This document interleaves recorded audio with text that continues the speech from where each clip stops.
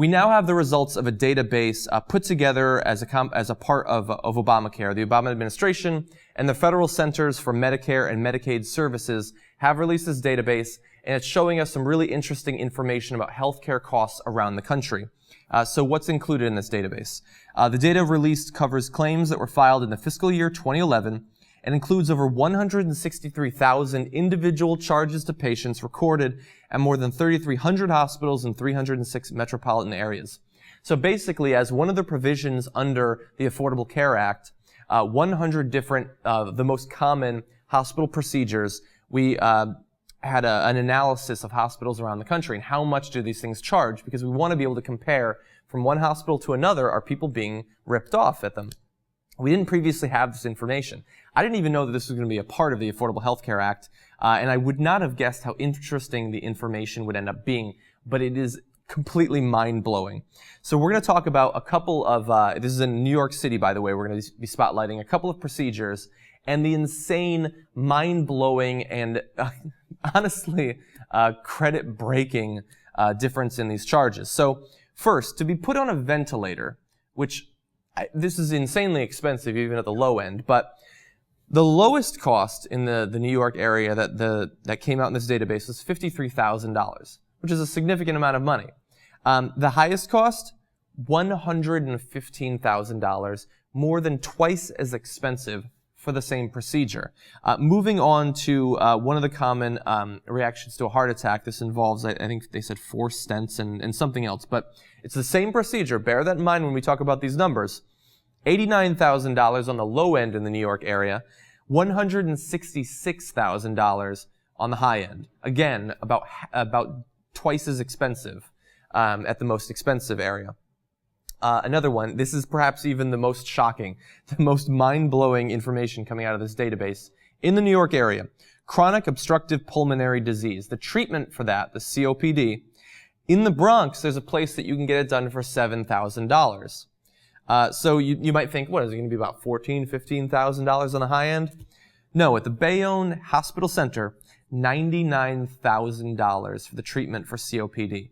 So $7,000, $99,000, literally just a few miles away. We've got this map here, by the way, showing the different metropolitan areas, showing the different boroughs, and $8,000, $15,000, $7,000, $100,000, just as you go down the blocks.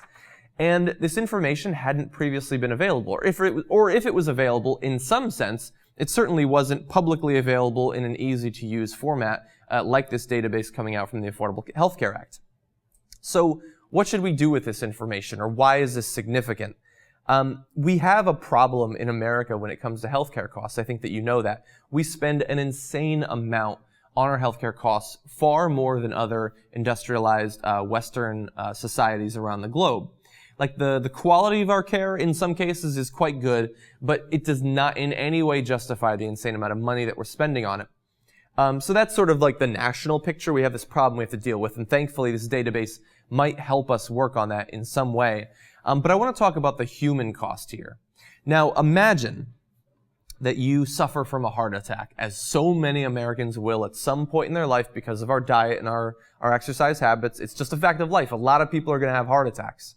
What does it mean for an average American family that, depending on which hospital you go to, the same exact treatment could cost $90,000 or almost $170,000? That's at least $80,000 difference just for this one thing. And by the way, when you go to a hospital, you're not paying for one procedure. I have to assume that the other different auxiliary costs at the hospital are also probably more at one rather than the other. That's more than a Corvette extra for the same exact treatment for the health problem that you have. We have credit problems in this country. People are in debt. They're spending too much money. They're already having huge problems here. Can you imagine an extra $70,000 being thrown onto the backs of an average family? $170,000 for one medical procedure? How is that family ever supposed to recover from that? That debt is going to be with them for the rest of your life. Like, think about students like me that are paying our student loan debt. $30,000, $40,000, that takes 20 or 30 years to pay off. And you're telling me that $170,000 on a guy that might very well lose his job as a result of his inability to work if he's in some sort of physically strenuous activity is supposed to pay off that amount of money? Or even more sharply, let's talk about the COPD. $7,000, maybe you go in, you get that done. It's going to be difficult for your family, obviously. That's like a whole nother credit card to have to pay off, but you can probably do it. But if you make the mistake of being taking an ambulance to the wrong hospital, or if you don't know the different options in front of you, $99,000, it's just absurd. Like, it's going to take a long time for all of the information in this database to be compiled and for us to figure out what to do with it. And I assume that long term, that's why we're getting the information. But I wanted to talk about this because I want you to think about it. When you go to the hospital, if there's any way for you to compare costs, if you can look at this database in some way, do so. Because if it's a couple of $1,000s, a couple tens of thousands of dollars, that is going to be a massive difference for your life.